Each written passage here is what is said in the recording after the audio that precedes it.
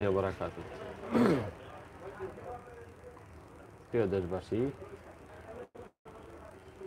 দেশ কিংবা প্রবাস যে যেখান থেকে এই ভিডিওটি দেখবেন সবাইকে স্বাগত জানাচ্ছি। খুব দুঃখের বিষয়, একের পর এক আমাদের স্বাধীনতা সার্বভৌমত্বকে লঙ্ঘন করা হচ্ছে। আমাদের চারিপাশে যে দুটি দেশ অবস্থান করতেছে, এর একটি হচ্ছে মায়ানমার। সে মায়ানমারের যুদ্ধ চলতেছে, আপনারা জানেন।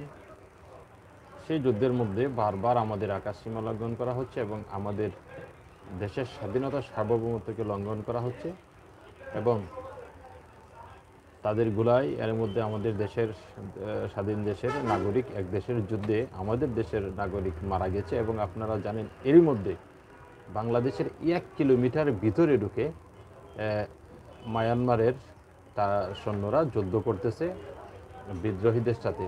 চিন্তা করতে পারেন যে বাংলাদেশের 1 কিলোমিটার ভিতরে ঢুকে, একটা স্বাধীন দেশের 1 কিলোমিটার ভিতরে ঢুকে মায়ানমার সেনারা যুদ্ধ করতেছে। এটা কি আমাদের স্বাধীনতা? আমরা কি এই জন্য স্বাধীন করেছি যে আমাদের দেশের ভূমি, আমাদের স্বাধীন দেশের ভিতরে মায়ানমারের সেনারা ঢুকে যুদ্ধ করবে আর দেখার কেউ থাকবে না?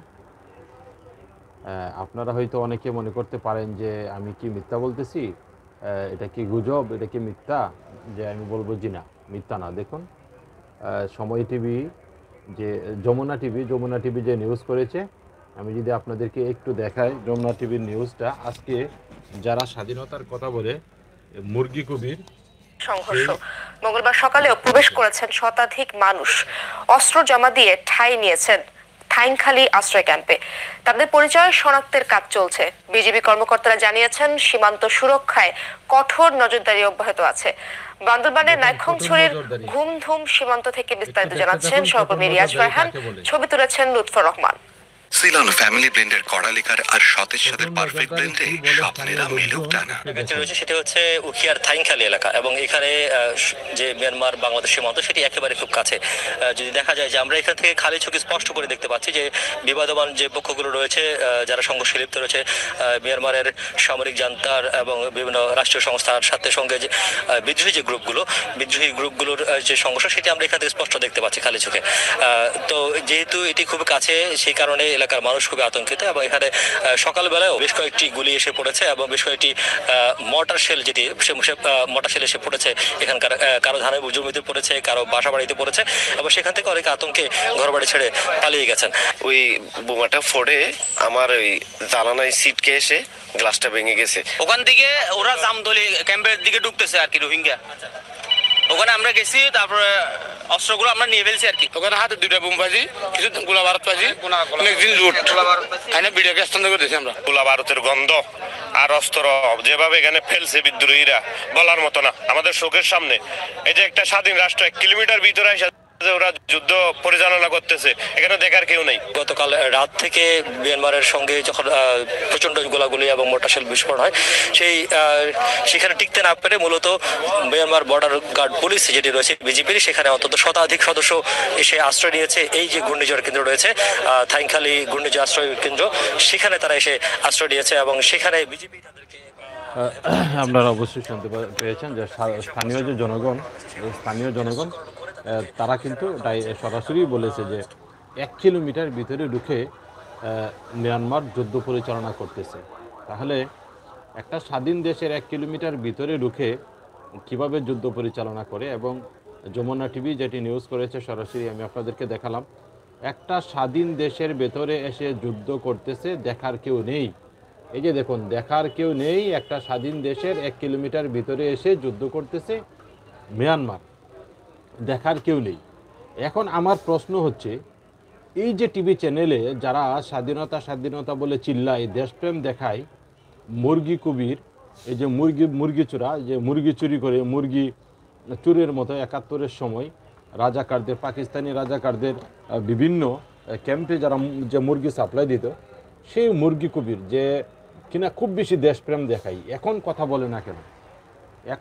বলে না কেন আমাদের দেশের সার্বভৌমত্ব স্বাধীনতা লঙ্ঘন করে আমাদের দেশের 1 কিলোমিটার ভিতরে ঢুকে তারপর মায়ানমার যুদ্ধ করবে, আর সেখানে আমার দেশের দাদা যারা ক্ষমতায় আছেন তারা কথা বলবেন না। আমি এর আগে একটি ভিডিওতে বলেছিলাম যে আমাদের দেশের সরকার কথা বলতে পারবে না, কারণ আমার দেশের সরকারকে ইন্ডিয়ার আমাদের যে মোদি দাদা যদি অনুমতি না দেয় তাহলে সেখানে কথা বলতে পারবে না। তাদের কথা বলার কোনো সাহসও নেই, সততাও নেই, প্রতিবাদ করার মতো তাদের কোনো সাহস নেই।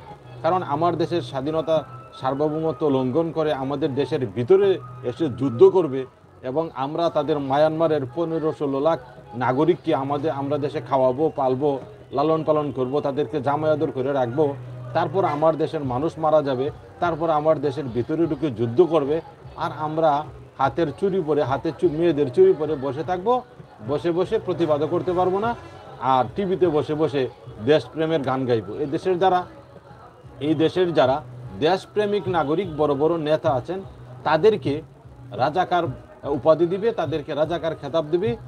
এই মুরগি কবির আজকের এই মুরগি কবিরকে ঢাকা থেকে গাড় ধরে ওই সীমান্ত এলাকায় পাঠানো উচিত, যে এখানে যারা আমাদের দেশের স্বাধীনতা সার্বভৌমত্ব লঙ্ঘন করতেছে, আমাদের দেশের ভিতরে 1 কিলোমিটার ভিতরে ঢুকে যুদ্ধ করতেছে, আজকে এখানে ওই শাহরিয়ার কবির, মুরগি কবির, এদের মতো যারা দেশপ্রেমিক আছে, যারা শুধু দালালদেরকে সাপোর্ট দেওয়ার জন্য টিভিতে এসে টকশোতে কথা বলে এবং স্বাধীনতার সার্বভৌমত্ব লঙ্ঘন হলে তারা কোনো টু শব্দও করে না।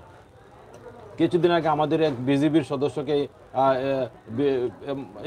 ইন্ডিয়ার বর্ডার গার্ড মেরেছে, বিএসএফ মারার পর তাদেরকে কোনো প্রতিবাদ শুনলাম না, আমাদের দেশের নেতাদের মুখ থেকে একটা শব্দও শুনলাম না, কোনো প্রতিবাদ নেই। মানে এখন মায়ানমারের গুলা এসে আমার দেশের স্বাধীন দেশের নাগরিক মারা গেল, আমাদের এখান থেকে কোনো প্রতিবাদ নেই। এখন আমাদের 1 কিলোমিটার ভিতরে ঢুকে তারা যুদ্ধ করে, এখন আমাদের দেশের কোনো প্রতিবাদ নেই। কি চমৎকার স্বাধীনতা আর কি চমৎকার দেশপ্রেম তাদের। তোমাদের এইরকম দেশপ্রেমে আমি প্রস্রাব করি খারইয়া মুতি। ওই শালারা অন্যায়ের বিরুদ্ধে কোনো কথা বলে না, টকশোতে আইসা চোরদেরকে দালালদেরকে সাপোর্ট করে। এখন তুমি যাও না কেন? এখন যাও কক্সবাজার ওই তমরু এবং ওই ধুমধুম সীমান্তে যাও, ওইখানে যাও, গিয়া দেখো 1 কিলোমিটার ভিতরে ঢুকে যুদ্ধ করতেছে। এখানে সাধারণ মানুষ মারা যেতেছে, এখানে সাধারণ আমাদের বাংলাদেশের বাড়িঘরের ক্ষতি হইতেছে, ফসলের ক্ষতি হইতেছে, স্বাধীনতার সার্বভৌমত্বের লঙ্ঘন হইতেছে। এখন দেশপ্রেমিক তোমরা কোথায়? মানবাধিকার কর্মীরা এখন তোমরা কোথায়? তোমরা তো এই যে শিয়ালের মতো গাথা থেকে বাইরে হয়ে আইসা তারপরে কুহু ডাকসারো, হ্যাঁ, শিয়ালের মতো তোমরা গাথা থেকে বাইরে হও, সিজনাল দেশপ্রেমিক। এই হচ্ছে আমাদের দেশের দেশপ্রেম, এই হচ্ছে আমাদের দেশের নেতাদের। আমরা মন্ত্রীর কাছ থেকে শুনলাম যে আমাদের উপর কিচ্ছু আঘাত আসলে আমরা বসে থাকবো না। তো এখন এই যে 15 কোটিকে আমরা 16 কোটিকে আমরা 15 কোটি 14-15 কোটি মানুষকে আমরা খাওয়াইতেছি, পালতেছি, তারপর আমাদের দেশের স্বাধীনতাকে সীমানা লঙ্ঘন করে আমাদের দেশের ভিতরে ঢুকতেছে বারবার। এখন কথা বলেন না কেন? এখন এই যে যমুনা টিভি নিউজ করেছে, চ্যানেল নিউজ করতেছে, এগুলা নিয়ে কথা নেই কেন? প্রতিবাদ নেই কেন? এগুলা নিয়ে প্রতিবাদ নেই কেন? নেতার মতো নেতা তো একজন হইলেই চলে। এই শিয়ালের বাচ্চা যারা চুরি করে মুরগি খাবে, এরকম শিয়ালের বাচ্চার মতো হাজার হাজার নেতাকে আমরা টয়লেট হিসেবে টিস্যু হিসেবে ব্যবহার করার জন্য আমরা তাদেরকে পিছনে জয় বাংলা স্লোগান দিই নাকি? একদিকে জিয়ার সৈনিক, আরেকদিকে জয় বাংলা, আরেকদিকে হুজুর পীর সাহেব দেখলেই মনে করেন আমাদের হুঁশ থাকে না। এই নেতার কোনো অভাব নাই। এখন তারা কোথায়? এখন যারা দেশের ক্ষমতায় আছে তাদের দায়িত্ব শক্তভাবে প্রতিবাদ করা। আমার দেশের নাগরিক মারা যাবে, আমার দেশের বিডিআর মারা যাবে, আমার দেশের সীমানা লঙ্ঘন করবে, আমার দেশের স্বাধীনতা সার্বভৌমত্ব লঙ্ঘন করবে। এখন শক্ত হাতে প্রতিবাদ করা দরকার তাদের। এত সাহস তারা পায় কোথায় আমাদের দেশের ভিতরে ঢুকে যুদ্ধ করার মতো? আর ওই মুরগি কবিরা এখন দেখে না কি সুন্দর নাম দিছে, ঘাতক দালাল নির্মূল কমিটি। এখন যারা আমাদের দেশের সীমানা লঙ্ঘন করে, আমাদের স্বাধীনতা লঙ্ঘন করে, আমাদের সীমানা লঙ্ঘন করে, আমাদের দেশের সার্বভৌমত্ব লঙ্ঘন করে আমার দেশের ভিতরে ঢুকতেছে, এরা কি ঘাতক না? এরা কি দালাল না? এরা কি ওই শাহরিয়ার কবির, মুরগি কবিরের ভাই নাকি তার বাপ লাগে? এখন ওই কথা বলে না কেন তারা?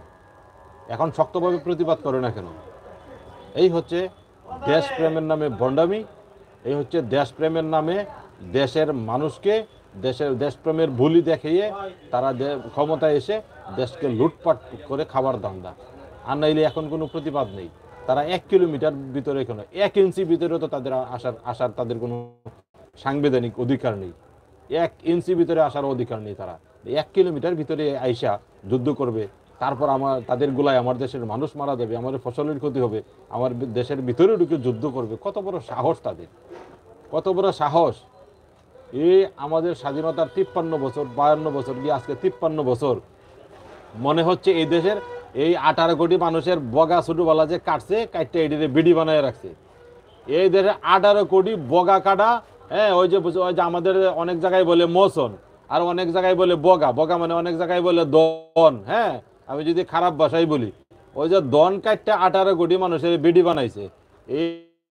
এই দন বিডি মানুষের বাংলাদেশ।